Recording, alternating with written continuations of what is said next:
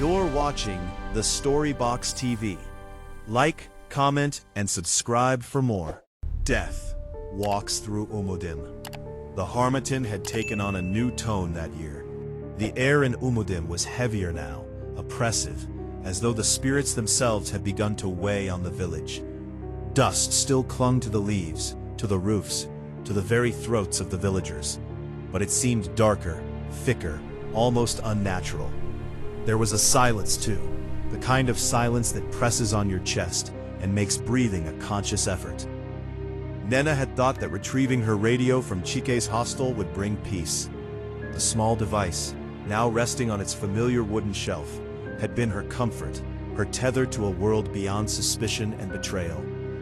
But that night, she felt a chill in her bones, a foreboding she could not shake. The air whispered, carrying voices that were not human. She brushed it off as the harmattan, as she always did. Her husband, Ikechukwu, had gone to the farm that morning, leaving the children to play quietly near the hut. Ada was skipping with her palm frond rope. Chike and Ifanyi arguing softly over a game of mancala. Life seemed ordinary, but the gods had already marked them. The first strike. It began with Ikechukwu. He had returned from the farm in the late afternoon, sweat dripping into his eyes, the wrapper around his waist damp with toil. He did not notice the shadows stretching unusually long across the red dust. He did not notice the faint whispers carried by the wind. As he leaned to lift a water pot from the stream, a sudden gust slammed the pot from his hands. The metal clattered violently, and a thin, almost invisible wire, or something that should not have been there, wrapped around his ankle. He stumbled, gasping, and felt a sharp pain slicing through his leg. Looking down, there was nothing visible, but the agony intensified. He screamed, stumbling toward the compound, and Nnenna came running. By the time she reached him, his body was convulsing violently. Ikechukwu's eyes rolled back, and a strangled gasp escaped his lips, before he collapsed on the red dust, dead. Nnenna's scream pierced the stillness of Umudim. Neighbors came running, but nothing could revive him. It was as if the harmattan had become a harbinger, carrying death like a messenger of the gods. The children follow. Fear clutched Nnenna's heart, but she had little time to mourn. That night, Ifanyi was found lying in his bed, twisted in unnatural angles. His eyes were wide open, staring into some unseen void. Chike, trying to wake him, felt a cold gust brush past him, almost like a hand, and he collapsed as well, gasping in terror. Ada's laughter, once bright in the dusty courtyard, turned to a high-pitched scream. She had been skipping near the stream when something invisible dragged her into the shallow waters. Villagers pulled her out, but the child's body was lifeless, her small fingers stiffened in terror. By dawn, Nnenna's world had shrunk to a pile of corpses. Her children and husband lay cold, their eyes empty, their bodies pale beneath the harmattan sky. The radio still sat on the shelf, as if mocking her grief.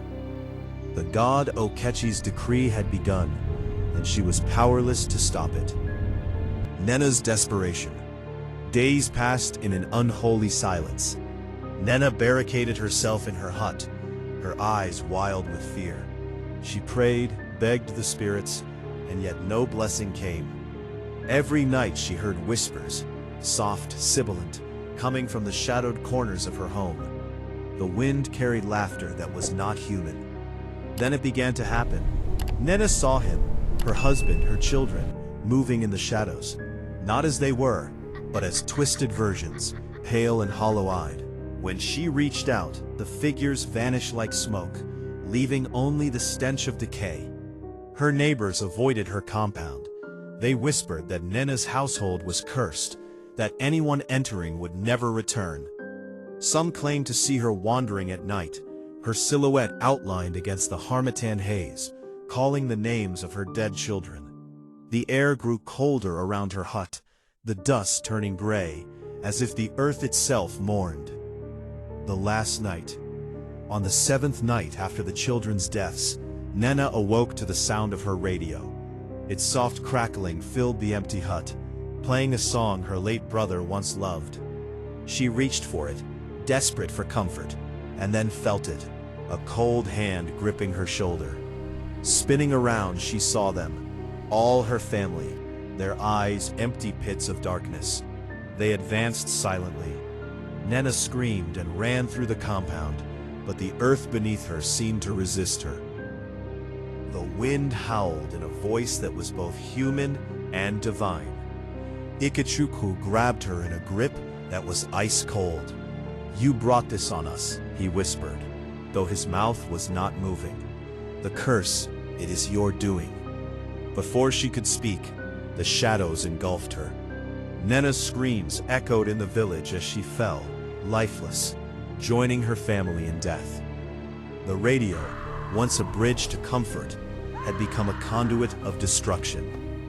The ghost, but Nnenna did not rest.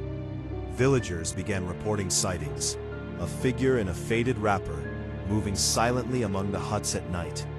Her eyes glowed faintly in the moonlight. Doors that were locked in the evening would be found open at dawn. Cattle and poultry would vanish, crops wither, and the wind would carry faint cries, "Mama, help," echoing endlessly. Some claimed that her spirit wept for her children, others that she laughed in wicked glee, tormenting the living for what they could not prevent. The village became restless. Even the bravest hunters refused to walk near Nnenna's compound after sunset. The exorcism. Months passed before the elders decided to act. They consulted the Dibia of Okechi, who came armed with charms, incantations, and knowledge of the old ways. They prepared the gravesite, the air thick with palm wine, camwood, and herbs. "Her spirit cannot rest," the Dibia intoned. "The curse feeds on life, but it can be contained." Villagers gathered as Nnenna's grave was opened. Her body was already pale and rigid. The Dibia performed incantations, chanting in the language older than memory, tracing patterns in the soil with chalk and ash. Her ghost appeared, swirling above the grave like mist, shrieking in rage. The Dibia extended chains, inscribed with sacred symbols.